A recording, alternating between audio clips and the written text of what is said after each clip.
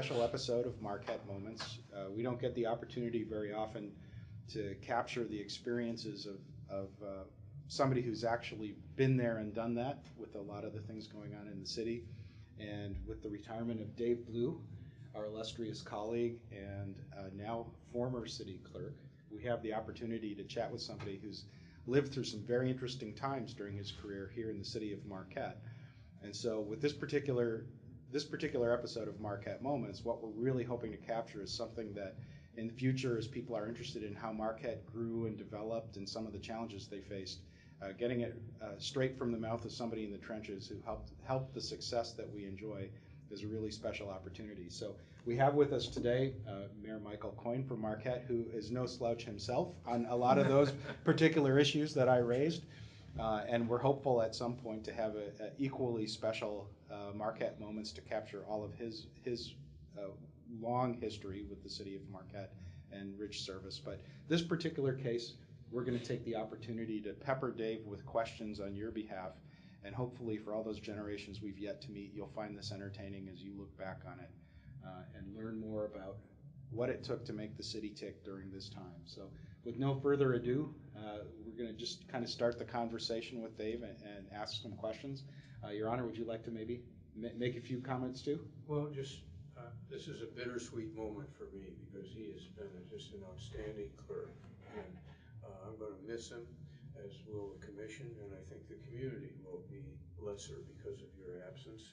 And it's also a very happy moment because I wish you the best in retirement. And you and I have been through the past 8 years together off and on, and I'd like to just, if you wouldn't mind, kind of in your own mind review what these 8 years have been like and what you think has been kind of highlights of your tenure here.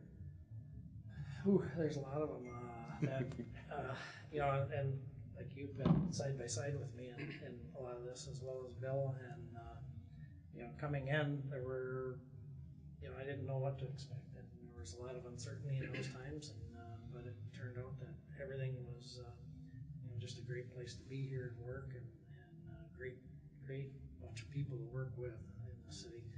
Has been my experience, and you know, it's everything that we've approached and tried to do has kind of been in a more or less a teamwork type fashion. Being an old coach, I guess that's the way I approach things. And but we did a lot of different things over the years, and started out with reorganizing certain parts of our records management, and are involved and morphed into working with Northern Michigan University and the County of Marquette, and trying to develop a relationship with them, and that they have archives over there that and a true place to store valuable documents. And some of our original documents are now over at the Northern Michigan University archives that are have also been digitized and available for research by anyone that has a computer, or you can go down there and actually view those documents and research them. So I think that was a real plus. Along the line, somewhat after that, we got into the recodification of the city code, and that's been a completed project, and that was a multi-year project in the end, but it was much needed, and it's in I think in a much better format and modern code kind of language, and it's also online and easily searchable and available to the public, and it's a great resource internally for all of our administrators and staff. So, after that, following soon after that, we looked at the charter, and Bill was instrumental in that, and I know you were too, Dr. Coyne, recognizing the need for that. That charter was in place in 1950 or 51. I think it was developed in 50 and voted on in 1951. So that's an old document, and so many things have changed that made a lot of those parts of the charter language not usable, and it turned into a big research project every time we tried to go and do something. Well, is that in violation of the charter? Does it meet charter requirements or whatever? And then we'd have to go and have a research project with the city attorney, and I'm sure he's happy that that's new now too, so. But that was a major effort, and going through the commission to get the approval to move ahead by way of first the commission adopting a charter study committee, and the charter study committee, which you were on, came back with the recommendation that we needed to actually redo the complete charter versus amendments and things of that nature. So we moved on from that. The city voters approved doing the charter amendment at that next election, and our charter revision, and elected 9 commissioners. Mayor Coyne at that time was one of those charter commissioners, so that was quite the event. We finished that project in about a year's time, and became effective, I think, January 1st, 2013. And we did it in 1 year's period of time, all of it, and that was quite the thing from there. And we've been doing a number of other projects trying to digitize a lot of our own records internally here, make them more accessible and open to the public, and trying to just make things better all the time. That's all we're trying to do. They do your day jobs and run elections and run elections. I didn't think about that. I guess my impression, coming into it kind of midstream, you've been here a few years, and any time you start a new job, you're always looking for people who can mentor you and give you confidence that you're making decisions, you're making recommendations that comply with all the rules and things like that, but are also historically consistent.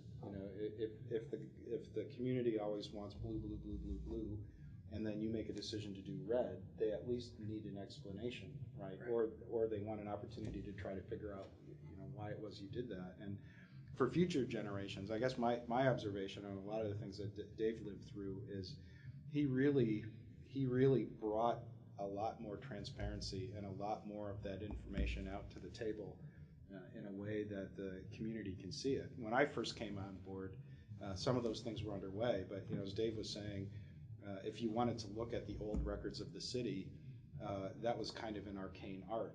They were sitting in a paper file somewhere, and they weren't readily accessible, and it took a lot of kind of old school work for people to come in. And I don't think he had a Dewey Decimal System in place, but it was probably something like what the clerks might have done just informally to find things. There were old records in our vault. There were new records in our vault. Trying to find that information was often challenging.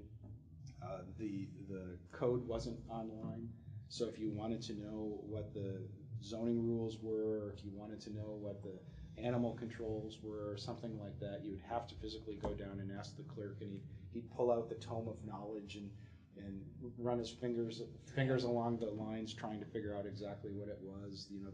The charter wasn't there, and of course the world kept changing too. So a lot of the role of the clerk, because those things hadn't been addressed by some of your predecessors, maybe with the same urgency that you did, a lot of that work then to find things really started to take over, I know, a lot of your roles. So instead of being the one who can actually satisfy prompt information requests, more and more and more of these things were being impacted by changes in federal law, changes in state law, things like that. So you were really the one, from my perspective at least, who took the challenge on. And I think Mayor DePietro used to say this, but it's actually pretty apt, is you were the one who really took on the challenge of moving the clerk's office into the modern information age and making sure all that data was accessible and available. And because of that, it seems like kind of a back office administrative thing that folks might not put a lot of other significance to, but it's profound. It's the difference from having banks and banks of Dewey Decimal cards and rotary telephones and paperwork that has to be filled out, to being able to, at one click away, access anything that you might need or be interested in. And that takes a lot of vision. And those things don't get spoken about a lot in the meetings, and they become ubiquitous over time. As people become accustomed to that in their modern life, they expect that from government as well. And the amount of work it took to get us to that point, you mentioned it in a sentence here a moment ago, but I know it consumed a lot more of your time, and certainly a lot more of your vision to make it happen. And so that's important for future generations to know. You know, prior to your tenure, we were living in the old world, and you've opened the door now and set us on a path to fully becoming part of the new information age. So from my standpoint, you know, you've got a lot of these great accomplishments that in and of themselves speak volumes to your effort, but sustaining that vision over those 8 years is tremendous, particularly given every year you have a new commission. You had at least 3 or 4 different city managers, and you were still able to push that through. That's outstanding. Wow. That's very nice to hear and really nice of you to say, but you know, you don't do those things alone.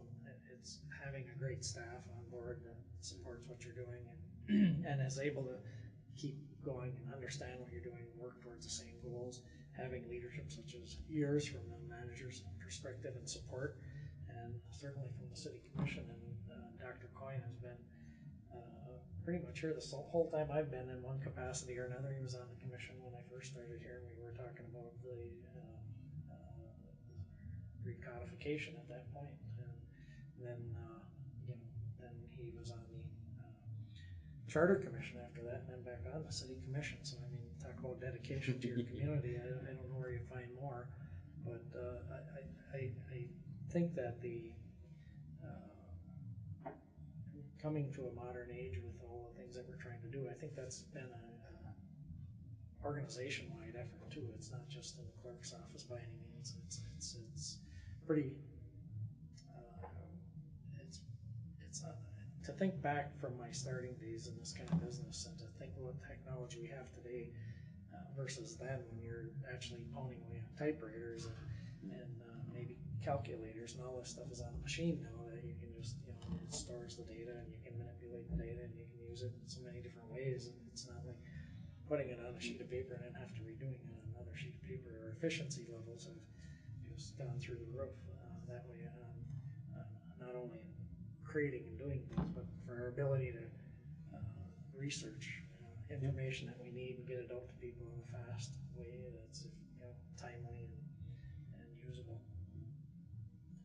I would just say, through the eyes of the average citizen and a city commissioner, a lot of people have no clue what a clerk does, okay, until a problem comes up. And then often, in my experience, the clerk has been an adversary or a barrier.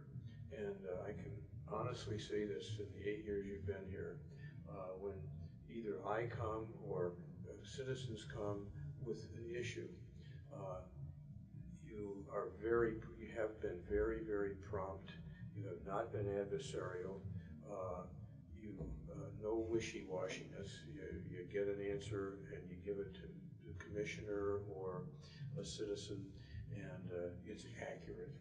And you know, to me, all that other stuff you were talking about is the guts of what you do, but the reality of what we see is the result of all of that. And clerks can be adversaries, they can be not helpful, they can be intimidating because, frankly, I have experience dealing with the city clerk, but when I go to the county clerk's office, I'm entering into a world I really don't know, and I'm totally at their mercy because I don't know that process. So it gives me a feeling of how citizens feel who aren't involved in government, and you've been just super at doing that. You really have, and to me, that's the highest way of evaluating your tenure as to how you've served the public and served the government that you're working on its behalf. And I think you've really done a sterling job with that, Dave. And you know, just one thought of the elections. If you just can't say, let's have an election. I mean, it takes a huge amount of work, and to prepare for it, and to be prepared for contingencies that might happen, and then to get it all done and count up the votes with people poking on you. What's the result? What's the results? 5 minutes after it closes, and then to have it be accurate. Yeah, have it be accurate. Well, that's a result of your team and you. And technology. Yeah. With that, though, I will say that's another area that we did improve significantly with the approval of pretty decent investment in how we set up our polls. We had 8 places to vote in our each of our precincts when I started, and within a couple of years from that next presidential election, the commission approved the purchase of quadroon booths that we use now. So we doubled in the same space. We doubled our capacity. And even in presidential elections, we generally do not have lines, or they're not there for very long. So that's pretty cool. I mean, there used to be lines out the door. So. Yeah. Well, and I know I got a chance to shadow you a couple of times. Yeah. Every time. Yeah. Well, I just enjoy that. You know, Yeah. I mean, for me, that's kind of the crux of representational government. You know, that's the most sacred part of the process is what do people want, and just watching very simple grace how it happens is for me very interesting. But I appreciate the chance to having had shadowed you and gotten a chance to see how all of it works and meeting all the people who make it happen. And I can tell you even in my brief tenure, the impact of technology was profound. You know, when we started, I would be kind of hanging around with you until the wee hours of the morning. And I think during the last election, everything was over in about 45 minutes for the counts and the certifications and turning it over to the county board. And I mean, it was fascinating. But I'm mindful of our time. It looks like our proctors have left the room. We have normally these are about 20-minute segments, and so we'll probably at some point try to get you back on tape just to get some specific experiences in. But I thought I'd save the last words for you, and to before we get there, I'm sure the mayor wants to share something. Before your last words, having heard all these wonderful things, how wonderful, do you want to change your mind and stay around? No, okay. Well, actually, it's time. You know when it's time. It is All time right. for me. So, but I appreciate it. Well, I've always enjoyed being here. It's been really my privilege to serve the community and commissions and managers that I've been with, and it's been outstanding for me too. It's been a great experiences I'll never forget. Let me ask you 3 questions, and then that's it. Okay. And then you can say whatever you want to say. The last word on you. So, what would be your proudest accomplishment? What is the most interesting thing you learned? And what happens to old clerks when they decide they don't want to do this anymore? What are your next plans? What are you going to go off and do? Okay, first, probably the most proud accomplishment is definitely the charter. Of course, that's a document that was, many decades old, and hopefully we did a good enough job that it'll last many decades. And I think we tried to anticipate what those charter needs would be down the road, as well as trying to fix what we need to for today. And I think we did that. I think we hit the mark pretty well on it. And so far, and the same with the code. Those were 2 really big things that needed work, and both of those have held up well since. And the code's been in place longer than the charter. I think those are the kind of things I'm pretty proud of. Those bigger accomplishments. The election stuff I just loved. I've always loved doing elections. And election day is just like kind of Christmas for me. It's, as a clerk, it's like getting there is tough, but election day is just everybody's just kind of keyed up. All the election workers are, they're kind of the same way. They kind of they're waiting for the day to happen, and then when it's there, everybody's mood is just like they're into it. They see people that they know in the community, and it turns into a bit of a social event too. So it's pretty cool. I can't say enough about elections. What? Most interesting? Most interesting? Oh God. I mean, this is like the Vatican secret library, or the deepest and darkest data that the city maintains. Most interesting. I mean, on top of doing those projects, is what we went through and redid the whole vault of our oldest documents and stuff, and you have hand pen documents. Writing in those days was an absolute piece of artwork, and to read through what they were thinking of at that time, it's amazing stuff. And I think Bob Nemi former Mayor Nemi was at a meeting just recently, and he mentioned that, and I agree with him. It's fabulous stuff to be able to look through those documents and see what they were thinking at the time. And I was born here and lived here in the 50s and 60s and stuff, and I remember some of those times. And you're reading about them and what was really going on from the city standpoint, little knowing then that I'd be working in the city. So it's kind of a really those kind of moments are pretty big for me. And going back to the beginning of time, talk about Presque Isle and how that all developed and the hurdles they had to get through to bring that about, and Peter White's role in that, and just amazing history. And what do old clerks do? They go fishing when they're done. That's what I plan on doing. I'll be on the water hopefully by mid-May. So. Perfect. Well, Dave, it's been a pleasure.